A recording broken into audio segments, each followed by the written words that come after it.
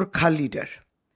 উত্তরবঙ্গের তার পরিশ্রম, তার সমস্ত রাজনীতির উৎস সেই জায়গা থেকে। তিনি কৃষক, সুতরাং খুব সাধারণ মাটির মানুষ আজকে মা মাটি মানুষের দলে যোগদান করছেন।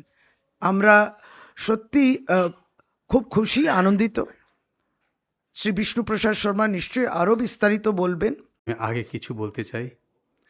আপনারা যে রাজনৈতিক চিহ্নে আমাকে ভোট দিয়েছিলেন, আমি আপনাদের সম্মান আজকে অবধি রাখলাম।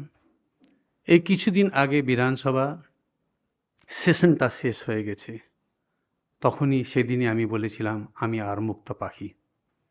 আমি জনগণের ভোটকে অনাদর করলাম না, জনগণ খারাপ পাবেন না।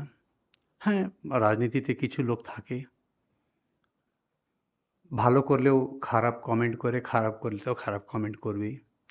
ওনাদের জন্য আমি চিন্তা করব না, কিন্তু আমার জনগণ যে আমার উপরে বিশ্বাস করেছিলেন, আজকে আমি তৃণমূল কংগ্রেস পার্টিতে ঢুকেছি। আপনাদের যে স্বপ্ন আছে একটা উন্নত সমাজ,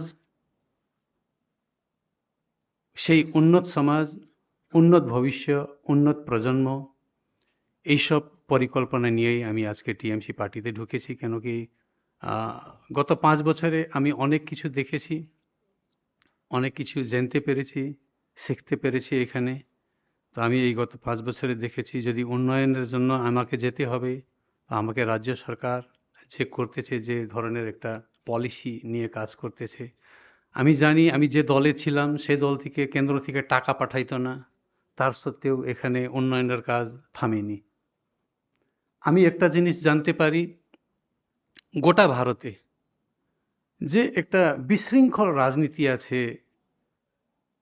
যে যে আজকে রাজনীতি যে পর্যায়ে চলে গেছে, যে অবসান আছে, ওই রাজনীতিকে চ্যালেঞ্জ যদি ভালোর জন্য কেউ করতেছে, কোনো একটা মুখ্যমন্ত্রী, তো গোটা ভারতে আমরা একটাই চেহারা দেখতে পারবো, সেই চেহারা আছে মাননীয় মমতা ব্যানার্জি।